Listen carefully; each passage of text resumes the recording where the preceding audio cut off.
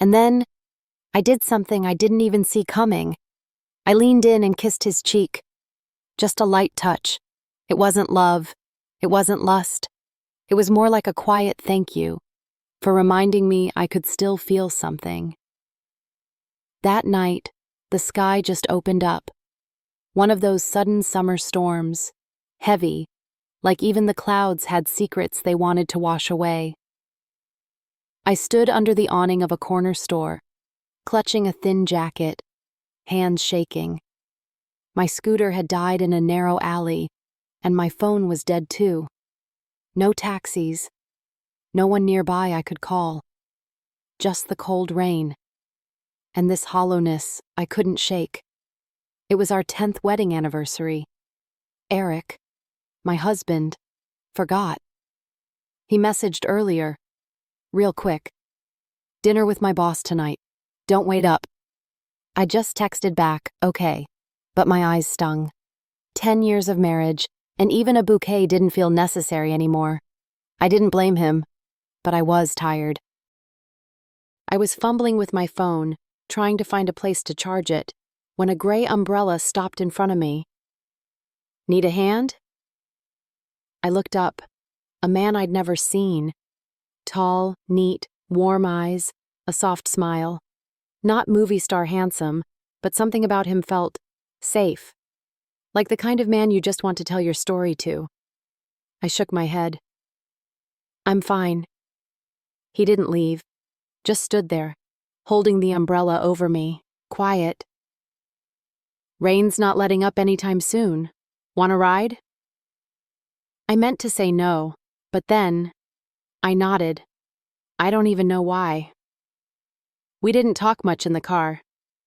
He asked my name. I said, "Just call me L." He smiled. "Then I'm H." That was it. When we got to my house, I thanked him. He handed me the umbrella and said, "Return it tomorrow. Cafe on 9th Street. I smiled back. "You really think I'll show?" He didn't answer, just looked at me, like he already knew I would. There was no pressure, no flirting, just honesty in his eyes. I went inside, my head spinning. Eric wasn't home yet. Half a bottle of old wine on the table, and a dinner I'd reheated twice. I sat there, staring at the gray umbrella on the chair. And I wondered, if I go tomorrow, what does that mean? The next morning was bright and sunny, but I felt gray inside. I picked up the umbrella, planning to leave it in the corner.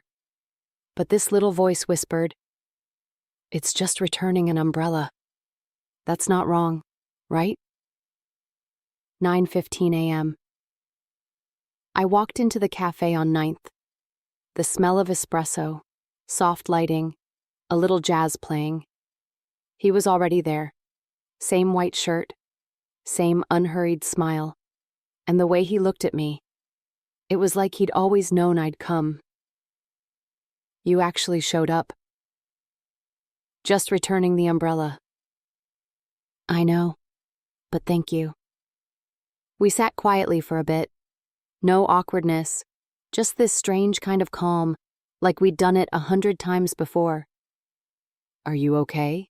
he asked. I almost laughed. What could a stranger possibly know? But instead of sarcasm, I just sighed and nodded. "You don't smile much," he said, still looking at his coffee. "Like someone who's been trying way too hard to hold on to something that's already gone." I froze. Like he'd touched something inside I didn't even know was there. "Do you always say stuff that makes people forget how to breathe?" He looked up, eyes steady on mine. "Only when I meet someone who's hiding something they don't really want to hide." I laughed, genuinely this time. "What do you do for a living? Therapist?" He shook his head. "I work in photography. I capture what people don't know they're showing." We kept talking, just light stuff, the coffee, last night's rain, pictures that never get printed. Then he asked, "When was the last time your husband looked at you like a woman, not just his wife?" I froze. Not because it was a bold question, but because I couldn't remember the answer. I grabbed my bag and stood up. I should go. He didn't stop me, just said quietly, I won't do anything to make you uncomfortable, but if someday you need someone to listen, I'll still be here. I left the cafe, heart pounding, angry with myself for wavering, for feeling warm from a conversation that never should have happened, and for letting a stranger, after just 2 meetings, make me feel like a woman again. 11 days later, he texted me. Just one short line. You doing okay? I stared at the screen, hand hovering, didn't reply. An hour later, another message. I'm at our old spot if you want to talk. I shouldn't go, but I did. 9 p.m. I walked into the cafe. It wasn't raining this time, but inside me, it poured. He looked up and smiled gently. Didn't ask why I came. Didn't need an explanation. Want to sit in the same corner? Yes, like last time. The place was nearly empty, soft jazz playing, a few strangers. We sat by the window, watching traffic slip by in the dark. I don't know why I came, I said, eyes fixed on the untouched glass of water. He said nothing. I kept talking. Maybe I'm tired. Maybe I'm lonely. Maybe I feel safe with you. Or maybe not. He nodded. You don't have to know. Just, tonight, you don't have to keep it all together. My eyes stung. 13 years of marriage, and yet dinner after dinner across from my husband. I felt invisible. I used to believe marriage was about choosing the right person and trying hard together. But the harder I tried, the more I turned to stone. He broke the silence. Do you dream much? Dream? About what? About being you. Before you were a wife, a mother, the one who holds everything together. I went quiet, then nodded. We didn't say anything for a while. We didn't have to. It was like something unspoken hummed beneath the surface. Then he reached out, not touching me, just resting his hand halfway across the table. No pressure. But if you need a little warmth without strings, it's here. I looked at his hand. Steady, calm, like a promise without words. I didn't take it, but I didn't pull away either. We left close to midnight. He offered to drive me home. I hesitated, then said yes. Not because I needed the ride, but because I didn't want to say goodbye just yet. In the car, we said nothing. Streetlights rolled past the window like slivers of memory cutting through the night. At the alley, I told him to stop. I can walk from here. He didn't turn off the engine, just looked at me. I turned to him. Tonight, don't expect more. I'm not ready. He nodded. A faint smile. Not sad, not happy, just understanding. I opened the door, then paused. It had started raining, light, cold, quiet. He stepped out, no words, just draped his coat over my shoulders. In case you're cold. I looked at him, long, deep, silent. And then I did something I didn't plan. I stepped forward and kissed his cheek, softly, not love, not desire, just thank you for reminding me I could still feel. He didn't hug me, didn't pull me close. We stood there in the rain, 2 strangers lost in the same kind of loneliness.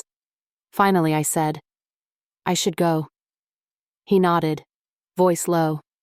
Good night. I walked down the alley, didn't look back.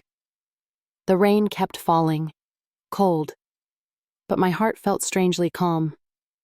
That night, I couldn't sleep. My husband texted, finished early. I'll be home in the morning. I stared at the message, didn't respond. Just sat by the window, watching the rain, thinking of a man in a cafe whose eyes didn't ask for anything, only mirrored back the woman I used to be before I forgot her.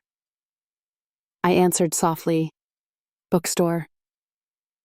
He didn't say a word, just sat there, eyes still glued to the TV. It started to rain again. Light, cold, quiet. I stood by the door, watching the drops fall off the roof, and I wondered, can two people really live their whole lives together and never feel warm again? My husband never knew what happened, and maybe he never will, but I don't regret it. Because I didn't cross that final line. I didn't betray him. But I also can't go back. Can't go back to being the woman I was. The one who endured, who kept telling herself that duty was enough to call it love. That night, I laid my hand on my chest. My heart was still beating, but it didn't beat for just one man anymore. I moved on, quietly, with dignity, still loyal, at least to myself. But every time it rains, I remember that night, the rain, that look, and the man who reminded me that I'm still a woman. Not everyone has the guts to say it out loud, but I did. So hit subscribe, because the next story might just be yours.